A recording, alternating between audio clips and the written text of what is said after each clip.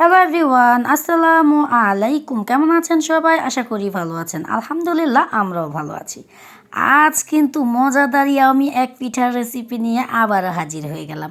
আর এই পিঠাটা ভালোবাসে না এমন মানুষ কমই আছে। আর শীত সিজনের সবচেয়ে মজার পিঠা হলো এই পিঠাটা।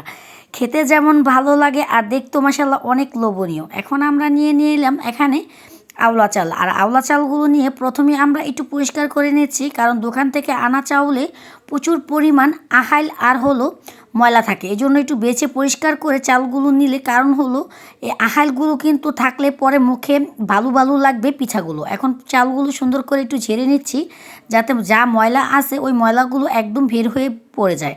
এখন আমরা চালগুলো একটি পাতিলে দিয়ে এটাকে কিছুক্ষণ সুন্দর করে ধুয়ে তারপর পানিতে দিয়ে 20 থেকে 25 মিনিটের মতো ভিজিয়ে রাখবো। কারণ এই চাউলগুলো যত ভিজিয়ে আপনি চাউলের গুঁড়ি করবেন, তাহলে কিন্তু অতটা পিঠা মজা আর ফুলকো ফুলকো হবে। আর এই ফুল ভিডিওটা দেখলে কিভাবে আপনারা এই তেলের পিঠা নরম তুলতুলে আর ফুলকো ফুলকো বানাতে পারবেন, সেটা একদম A to Z রেসিপি দেওয়া থাকবে আজকের আমার এই তেলের পিঠার রেসিপিতে। আর এখন দেখতেই পাচ্ছেন একটি নারকেল নিয়ে নিয়েছি। আর এখন আমরা নারকেলগুলো সুন্দর করে আগে থেকে দোকানে এখন এভাবে সিলিয়ে রাখে নারকেল। এখন আমরা নারকেলটাকে পরিষ্কার করে তারপর নারকেলটাকে একটু ভেঙে নিচ্ছি, যাতে ভিতরের পানিটা পড়ে যায়। মানে একটা গ্লাসে রেখে দিব যাতে বাচ্চারা খেতে পারে, তার জন্য। আর এখন আমি কিন্তু নারকেলটা ফাটিয়ে ফেলেছি। এখন পানিটা গ্লাসে রাখবো। পানিটা যখন গ্লাসে রাখা হয়ে যাবে, তখন আবার আমরা নারিকেলটা একটা দায়ের মাথা দিয়ে সুন্দর করে ভাগ করে নিব, যাতে দায়ের মাথা দিয়ে নারকেলটা ভাগ করার সময় কিন্তু ছিপিটা পড়ে তারপর সবগুলো পানি পড়ে গেছে। তখন আমার ভাতিজা বলছে, আমি আর কই থেকে পানি খাবো, তোমাদের সব নারিকেলের পানি নিচে পড়ে গেছে। কারণ আমার এই ভাতিজা কিন্তু আমার সব সময় আমার পিছু পিছু ঘুরবে, আমি কি করি সেটা ফলো করবে। আর এখন আমরা নারকেলটাকে কুড়িয়ে নিচ্ছি, যাতে নারকেলটা সুন্দর করে কুড়িয়ে নিলে পিঠাতে, আমি আরেকটা কথা বলি, তেলের পিঠায় যত পরিমাণ নারকেল দেওয়া যায় পিঠা কিন্তু যখন ঠান্ডা হয়ে যাবে খেতে তত মজাদার হয়। এখন নারকেলগুলো আমি সুন্দর করে কুড়িয়ে নিয়েছি।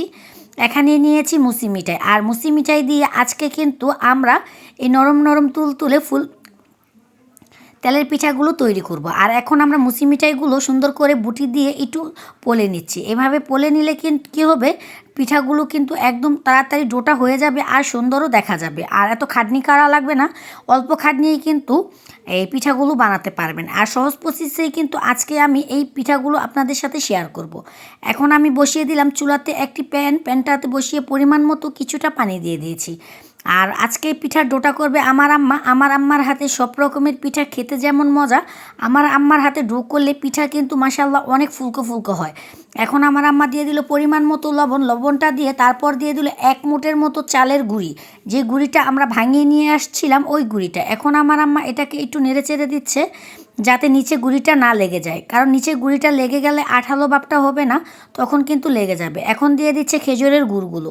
এইভাবে কিন্তু ডোটা তৈরি করলে আপনার পিঠাগুলো যেমন ফুলকো ফুলকো হবে, তেমনি তুলতুলে আর নরম হবে, খেতেও কিন্তু ভীষণ মজাদার হবে। আর এখানে কিন্তু সবগুলো মিঠাই আমার আম্মা দিচ্ছে, কারণ হলো মিঠাইগুলো যেন একবারে সুন্দরভাবে মিশিয়ে যায়। এখন কিন্তু একটু নেড়ে চেড়ে দিচ্ছে, যাতে গরম হওয়ার সাথে সাথে মুসি মিঠাইগুলো সুন্দরভাবে গলে যায়। আর এই খেজুরের গুড়ের তেলের পিঠা আপনারা শীতের মাঝে না খেলে আর কখন খাবেন, কারণ শীতকাল ছাড়া তো খেজুরের গুড় পাওয়া যায় না। আর আমি এই খেজুরের গুড় দিয়ে তেলের পিঠা খেতে যে কী পরিমাণ মজা, কী আর বলবো। আর এখানে দেখতেই পাচ্ছেন চালের গুঁড়ি। এখন আমার আম্মা নারকেলগুলো, যে নারকেলটা আমরা কুড়িয়ে রেখে দিয়েছিলাম, ওই নারকেলগুলো গুঁড়িতে আমার আম্মা দিয়ে দিচ্ছে। কারণ হলো আজকে ডোটা আমার আম্মা করবে, পিঠাগুলো আমি বানাবো। কারণ বললামই তো, আমার আম্মার হাতে একটা স্পেশাল জাদু আছে, সেই টিপসটাই আজ তোমাদের আমি শেয়ার করছি। আর এখন দেখতেই পাচ্ছ ডোটা কিন্তু আমার আম্মা করে তারপর কিন্তু গরম যে পানির মিঠাইটা ছিল ওইটা কিন্তু একদম গোলাতে দিয়ে দিয়েছে, আর হাত দিয়ে আলতো হাতে এটাকে একটু মাখিয়ে নিচ্ছে। তারপর এখানে 1 পা পরিমাণ আমরা আটা দিয়ে দিয়েছি, যাতে পিঠাটা নরম আর সফট হয় আর তুলতুলে হয়। মানে দেখতে যেমন লোভনীয় হবে, খেতেও কিন্তু ভীষণ মজাদার হবে আজকের এই ফুলকো ফুলকো তেলের পিঠাটা। আর আমার আম্মার A to Z রেসিপিটা দেওয়ার কারণ হলো, অনেকেই কিন্তু নতুন নতুন রান্না শিখছে, পিঠা বানানো শিখছে, এরা কিন্তু জানে না কিভাবে পিঠার ডোটা তৈরি করতে হয়। আর আমি আজ দেখিয়ে দিলাম আমার আম্মা কিভাবে তেলের পিঠার ডোটা তৈরি করে। এই প্রসেসে বা ফলো করে যদি তোমরা তেলের পিঠাগুলো বানাও, দেখবে যেমন ফুলকো ফুলকো হয়েছে, তেমনি সফট আর নরম হয়েছে। খেতেও কিন্তু ভীষণ ভালো লাগবে এই তেলের পিঠাগুলো। কারণ হলো খেজুরের গুড় দিয়ে আপনি যে কোনো পিঠাই খান না কেন এর টেস্ট যেমন দ্বিগুণ হয়ে যায়। আর এই শীতের বেলা রাত্রে গরম গরম তেলের পিঠাগুলো চুলার পার বসে খেতে যে কি মজা, কি আর বলবো। মানে যারা গ্রামে থাকে তারা জানে গ্রামের আনন্দটা অন্যরকম হয়। আমরা ছোটোবেলা আমার আম্মা যখন পিঠা বানাতো তখন আমরা চুলার পার বসে বসে ভাই বোনেরা খেতাম আর দুষ্টুমি করতাম। আর এখন তো সে দিনগুলো হারিয়ে গেছে অনেক দূর, এখন আর এগুলো নাই। এখন আমরা বসে বসে এভাবে আর করা হয় না। এখন আমরা বানাই, আমাদের বাচ্চারা খায়, এটা হলো বাস্তব কথা।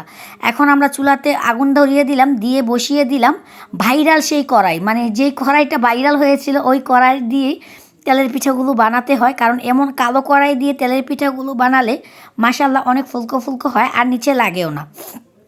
আর এখন দিয়ে দিলাম পরিমাণ মতো সয়াবিন তেল। এখন আমরা সয়াবিন তেলটা দিয়ে এটাকে কিছুক্ষণ রেখে দিব, যতক্ষণ না তেলটা গরম হয়ে আসে। আর এই ডোটাকে আমরা করে রেখে দিয়েছিলাম 1 ঘন্টার জন্য। 1 ঘন্টা পর কিন্তু আমরা নিয়ে এসেছি আর ভালো করে এটাকে একটু ঘুটে নিচ্ছি যাতে সব কিছুর সাথে মুঠিয়ে যায়। আর এখন গুটি গুটি যে ভাবটা দেখছেন সেটা হলো নারিকেল। আবার ভাববেন না কাইটা হয়নি। এখন কিন্তু মাশাল্লাহ আমরা পিঠাগুলো বিসমিল্লাহ নামে দিয়ে দিলাম, একটা পিঠা দিয়ে দিয়েছি। আর আমরা পিঠাগুলো বানাতে শুরু করে দিয়েছি। দেখতেই পাচ্ছ মাশাল্লাহ তেলের পিঠাগুলো কতটা ফুলকো ফুলকো হচ্ছে। যেমন ফুলকো ফুলকো হচ্ছে তেমনি কিন্তু সফট আর নরম হয়েছে। খেতেও কিন্তু ভীষণ ভালো লেগেছে খেজুরের গুড়ের এই তেলের পিঠাগুলো। আর আমাদের ঘরে সবচেয়ে পছন্দের পিঠা তোমাদের ভাইয়ার কাছে হলো এই তেলের পিঠা, আর ওনার পছন্দ। আর হঠাৎ করে আমারও মনে হচ্ছে রাত্রের এই শীতে বসে বসে আড্ডা দেওয়ার আগে একটু তেলের পিঠা বানিয়ে নিলে কেমন হয়। কারণ তেলের পিঠা খাবো আর আড্ডা দেবো। তেলের পিঠাগুলো খেতেও ভীষণ মজাদার। আর দেখতেই পাচ্ছ মাশাল্লাহ পিঠাগুলো অনেকটা ফুলকো ফুলকো হয়েছে। এইভাবে কিন্তু তোমরা চাইলে আমার টিপসগুলো ফলো করে মজাদার এই ফুলকো ফুলকো তুলতুলে তেলের পিঠার রেসিপিটা বানাতে পারো। যারা পিঠা একদম বানাতে পারো না তারা শুধু আমার ভিডিওটা না টেনে ফুল ভিডিওটা দেখলে ফুলকো ফুলকো এই তেলের পিঠাগুলো তোমরাও বানাতে পারবে।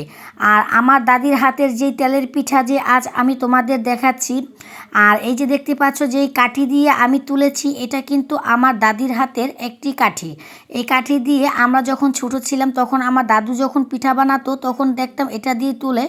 আর আজকে কিন্তু আমরাও এই কাঠি দিয়েই পিঠাগুলো তুলছি। কিন্তু আজ আমার দাদি বেঁচে নেই, কিন্তু আমার দাদির হাতে সিনটা আমার আম্মা রেখে দিয়েছে যাতে সারা জীবন কাজ করতে পারে আর বলতে পারে এটা আমার শাশুড়ির দেওয়া জিনিস। আমার আম্মা কিন্তু অনেক যত্ন করে এটা রেখে দিয়েছে। যখনই আমরা তেলের পিঠা বানাই তখন কিন্তু এই কাঠি দিয়ে বা লোহার যে কাঠিটা দেখছেন ওই কাঠি দিয়ে আমরা তেলের পিঠাগুলো উঠাই।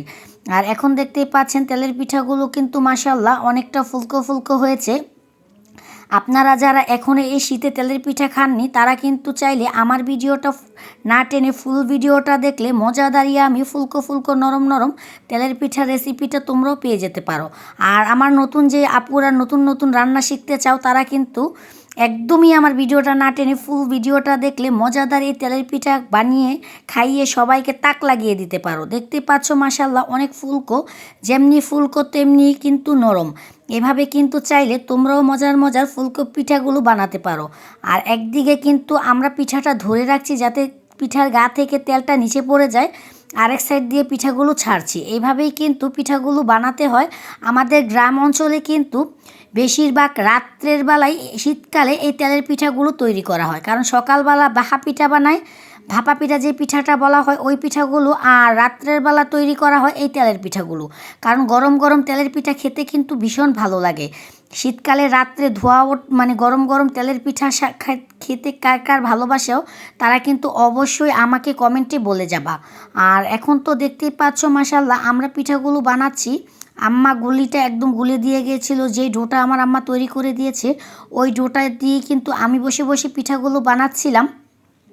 আর এ পাশ দিয়ে আমার ছেলে, আমার মেয়ে, আমার ভাইপো, আমার আব্বু যখন পিঠাগুলো খাচ্ছিল আমার একদম ছেলেবেলার কথা মনে পড়ে যাচ্ছে। যখন আমার আম্মা এভাবে পিঠা বানাতো তখন কিন্তু আমি, আমার আব্বু, আমার ভাই, আমার ছোট বোন আমরা একসাথে বসে বসে পিঠা খেতাম। আমার দাদি ছিল তখন, আমার ফুপিরা ছিল।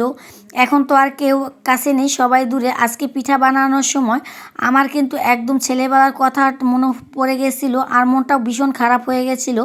আজকে যদি আমার দাদি বেঁচে থাকতো, আমার দাদিও কিন্তু আমার পাশে এসে বসে বসে এই পিঠা বানানো দেখতো। কারণ আমার দাদি মাশাল্লাহ অনেক কাজে পারদর্শী ছিল, আর একটু কাজ লাভার মানুষ ছিল। উনি যখন দেখতো আমরা কোনো কাজ করছিলাম, আমার দাদি কিন্তু তখন একদম কাছে এসে বসে বসে কাজটি করে দিত। যেমন বিলের মাছ আনলে মাছ কেটে দিত, এভাবে পিঠা তৈরি করলে ওইখানে বসে থাকতো, বসে বসে আগুন ফুয়াতো আর মজার মজার কথা বলতো। আমাদের অনেক ভালো লাগতো। এখন তো আর আমার দাদি বেঁচে নেই, দাদির কথাগুলো আমার আজ ভীষণ মনে পড়ছে।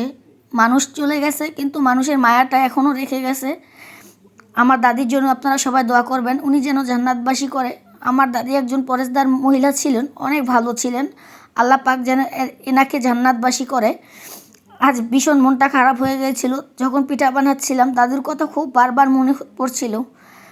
আর আজকের পিঠাগুলো মাশাআল্লাহ দেখতেই পাচ্ছ কতটা লোভনীয় আর কতটা মজাদার ছিল, কি আর বলবো। একবার হলো আমার টিপসগুলো ফলো করে মজাদার এই তুলতুলে নরম তেলের পিঠাগুলো তোমরাও বানিয়ে নিতে পারো। আর আজকের আমার এই ভিডিওটা যদি তোমাদের ভালো লাগে, আমার চ্যানেলটাকে সাবস্ক্রাইব করে দিবে, পাশে থাকা বেল বাটনটি বাজিয়ে নতুন নতুন ভিডিও পেতে আমাদের সাথেই থাকবেন। যারা ফেসবুক পেজ থেকে আমার ভিডিওটা দেখছেন, তারা আমার ফেসবুক পেজটাকে ফলো করে দিবেন। আল্লাহ হাফেজ।